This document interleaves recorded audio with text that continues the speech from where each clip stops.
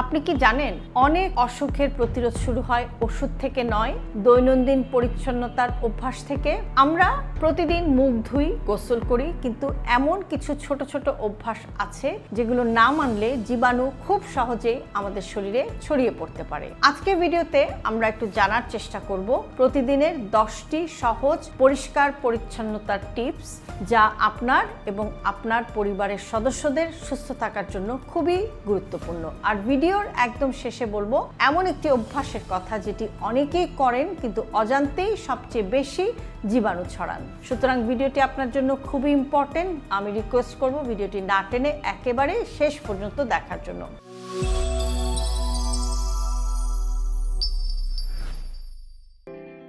হাত ধোয়া কিন্তু সঠিকভাবে, শুধু পানি দিয়ে নয়, সাবান দিয়ে অন্তত 20 সেকেন্ড সময় নিয়ে হাত ধুতে হবে, বিশেষ করে টয়লেট ব্যবহারের পর, খাবার রান্নার আগে, খাওয়ার আগে এবং বাইরে থেকে বাসায় ফিরে।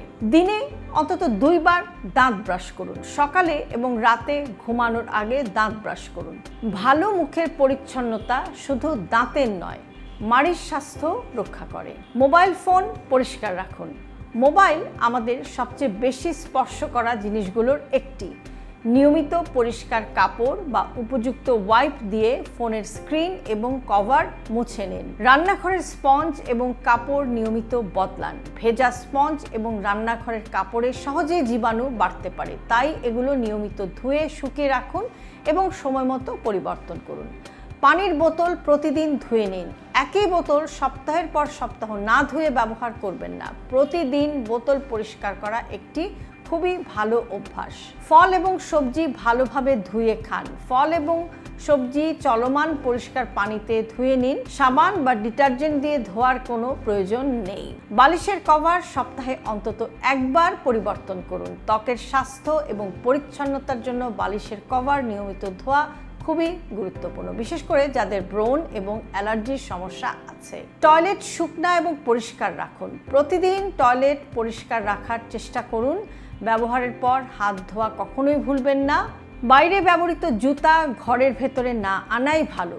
জুতার তলায় অনেক ধরনের ময়লা এবং জীবাণু থাকতে পারে। সম্ভব হলে দরজার বাইরে বা নির্দিষ্ট স্থানে জুতা রাখুন। নিজের তোয়ালা অন্যের সঙ্গে ভাগাভাগি করবেন না। প্রত্যেকের ব্যক্তিগত তোয়ালা আলাদা হওয়া খুবই একটি ভালো অভ্যাস। ভেজা তোয়ালা ব্যবহার শেষে শুকিয়ে রাখুন। সবচেয়ে গুরুত্বপূর্ণ টিপস এখন আসছি, যেটা ভিডিও শুরুতে বলেছিলাম। হাত ধুয়ে যদি সঙ্গে সঙ্গে নোংরা মোবাইল ফোন হাতে নেন, তাহলে হাতের পরিচ্ছন্নতার অনেকটাই নষ্ট হয়ে যেতে পারে। তাই হাতের পাশাপাশি মোবাইল, দরজার হাতল এবং বারবার স্পর্শ করা জিনিসগুলো পরিষ্কার রাখার অভ্যাস করুন। সুস্থ জীবন শুরু হয় বড় পরিবর্তন দিয়ে নয়, ছোট ছোট অভ্যাস দিয়ে। প্রতিদিন মাত্র কয়েক মিনিটের পরিচ্ছন্নতা আপনার পরিবারের অসুস্থতার ঝুঁকি কমাতে সাহায্য করতে পারে। এই 10টি অভ্যাসের মধ্যে কোনটি আপনি আজ থেকেই শুরু করবেন? কমেন্টে লিখুন। পরিচ্ছন্নতাই সুস্থতা। সুস্থ থাকুন, সচেতন থাকুন। হেলদি লাইফস্টাইলকে জটিল ভাববেন না। আপনার দৈনন্দিন জীবনের একেবারে ছোট ছোট অভ্যাসের পরিবর্তনই আপনাকে নিয়ে যেতে পারে একটি সুস্থ জীবনধারার দিকে। সে কারণে সব ভিডিওতে সবসময় আমি বলে থাকি, হেলদি লাইফস্টাইল সিম্পলিফাইড। আজকের ভিডিওটি যদি আপনার কাছে ইউজফুল মনে হয়, তাহলে অবশ্যই প্রিয়জনকে পাঠাতে ভুলবেন না। আর এরকম আরও ভিডিও প্রতিনিয়ত পেতে সাবস্ক্রাইব করুন আমাদের YouTube channel with doctor Shahnaz Chowdhury, এবং ফলো করুন আমাদের Facebook page with doctor Shahnaz Chowdhury এবং ডক্টর শাহনাজ চৌধুরী।